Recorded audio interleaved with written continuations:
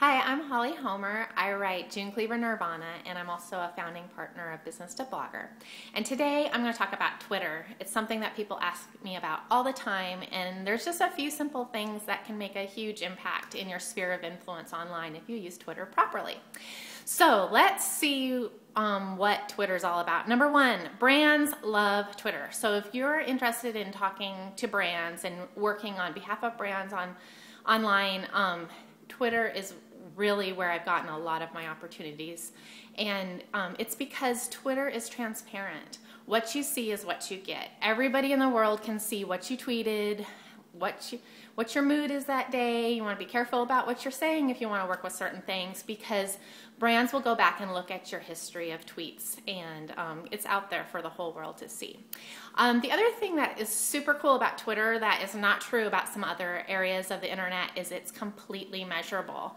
You can run a report on just about anything, whether it be the influence of a blogger's Twitter profile name or a hashtag. Any of that stuff is completely measurable. We can see down to the number of impressions versus the number of people that acted on it. So when brands are putting together, obviously everybody has to justify their budget. When they're justifying their budget, it's super easy on Twitter to show, look what happened. So that's one of the reasons why it's a super easy, good component to almost any kind of social media marketing.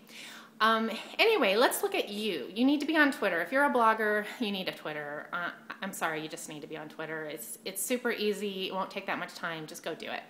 Once you do, and hopefully you already have because you need to be on Twitter, you need to go and make sure that you are advertising the fact you're on Twitter in the upper right-hand corner of your blog. We have this problem all the time when we're searching through blogs, looking at, trying to measure somebody's sphere of influence, and we can't find their Twitter where they are on Twitter, and that is so annoying. And because Twitter doesn't let you put a really long name in, a lot of times your blog name doesn't fit into your Twitter profile, so I can't search that either. So please, please, if you just learn one thing from this, make sure if you're on Twitter, put it in the upper right-hand corner of your blog so everybody can find you. And that, because brands are also searching your blogs on a daily basis, and if they can't find that, I'll tell you, after you run into the 100th blog that didn't have the Twitter in the upper right-hand corner, you just start deleting names off lists because it's annoying. Put it there. And then the other thing you want to do is look at your numbers. Okay, obviously you want to have followers on Twitter, and the more the better. And I hate to just say it that way, but that's quite honestly the truth on Twitter, because there's so little involvement of your followers on any given moment. The more you have, the better. So I would say the average blogger out there probably has 700 Twitter followers. If you are below that, you need to start working on it if this is something that you want to work on. And we'll talk about that in just a minute because I have a solution for you. And then the other thing is you need to tweet regularly. And this has become even more important with the introduction of Klout.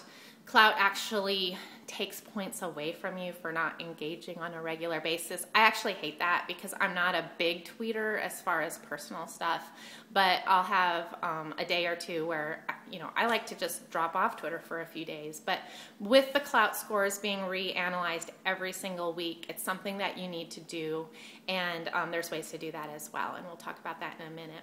So let's talk about how you can increase your sphere of influence on Twitter. Number one, increase your numbers. And I speak from experience here. I've been on Twitter for a cajillion years, but and you can find me on Twitter, by the way, at Texas Holly. And I have about, 10,000 followers right now on Twitter. But it's because I've worked for it. And what I have done, and I've systematically gone after those followers. If you're a follower of me, I've probably stalked you at some point. And what I do is I go in and I find somebody that is in my has the same readership or has the same audience, and I just go through and I steal their followers. And the way you do that is, and I tease like Rachel at Southern Fairy Tale, she writes a similar mom blog that like I do. So I would go over to her Twitter profile, see who she's following, and just go through and follow up to 200 a day.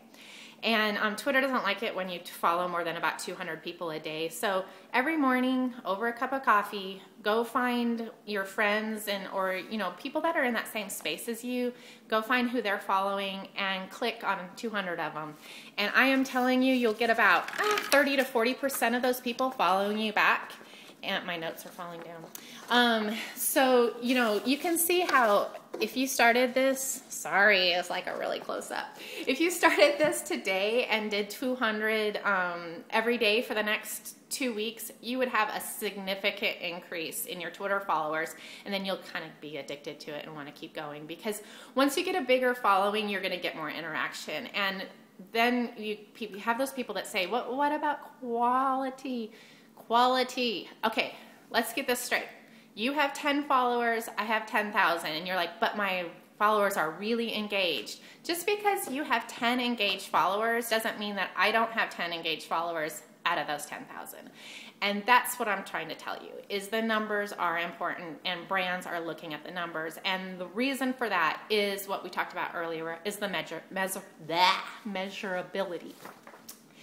Tweet Reach. If you have not been to Tweet Reach, tweetreach.com, you need to go over there. And every time, for a really long time, I just used the free service where you can just search the last 50 tweets on just about anything.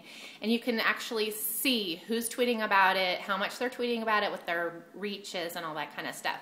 I am telling you, every brand who has half a brain is using something like Tweet Reach. And it is changing the way that Twitter is being used. And the reason for that is because all of a sudden you can see exactly what people are doing. So like we ran a campaign through Business to Blogger a few weeks ago. Many of you probably participated for my friend Jo, who is having her 40th birthday, on behalf of the bone marrow registry. So we had the hashtag Jo is 40. So this is actually the Tweet Reach report for Jo is 40. And I printed it off because I'm lame and don't know how to do the video thing. But anyway, you can see if I have this on the computer, but anyway, you can see that the reach for the Jo is 40 hashtag over 4 days was 282,000 people, and the exposure was about 1.5 million. Okay, we had 817 tweets with their Jo is 40 hashtag, with a total number of contributors of 341. See?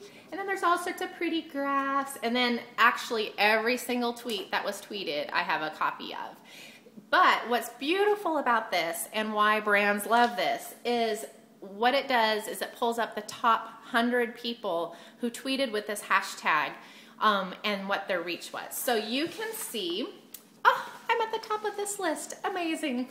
But this is why it's important. Okay, so Texas Holly, 114,000 impressions with the Jo is 40 hashtag, okay? The next one was Mommy PR, 88,000 impressions. The next one was Biz to Blogger, also one of my accounts, 70,000. Then Little Yaya's was in there with 51,000. Crystal and Company with 46,000 impressions. And it goes on and on and on. And I have the top 100 in this. So think about that just for a minute. All of a sudden, I see a past campaign and I see who my top tweeters were from that campaign. And guess who I'm going to go to first for my next campaign? Yeah, Mommy PR will be on that list. Crystal and Company is on that list. Little Yaya's is on that list.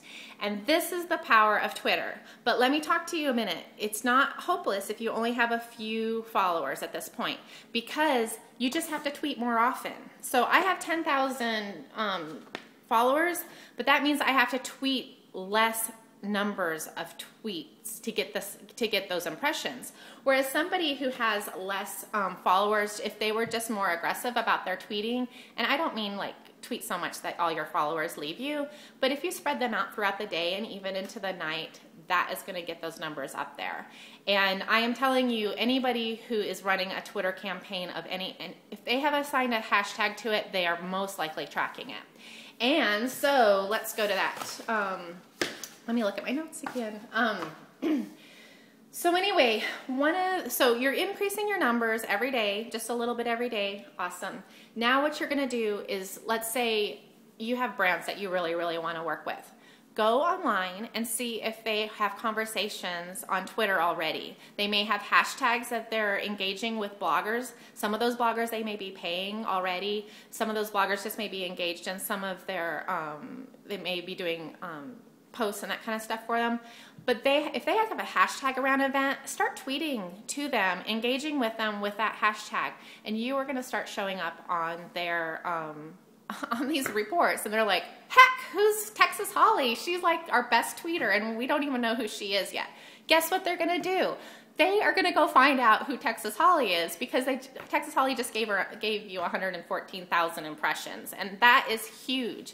So you can prove your worth to a company before you even work with them, and it's something that is super, super important.